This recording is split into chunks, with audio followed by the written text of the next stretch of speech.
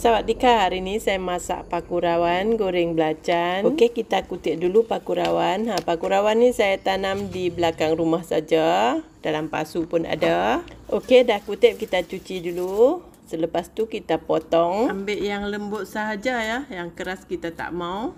Okey, kita tumbuk bahan, masukkan cabai melaka, udang kering. Tumbuk, masukkan bawang putih, bawang merah yang telah dihiris. Kita hiris dulu supaya senang tumbuk.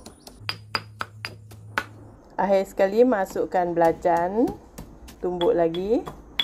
Okey, dah siap tumbuk, kita masak. Masukkan minyak ke dalam kuali. Masukkan bahan tumbuk. Kacau-kacau, goreng sekejap sampai dia naik wangi. Masukkan air cuci lesung. Kacau-kacau. Masak sekejap, masukkan paku rawan, kacau-kacau, masukkan kicap cair, kacau-kacau. Dia terlalu kering, kita tambah sedikit air.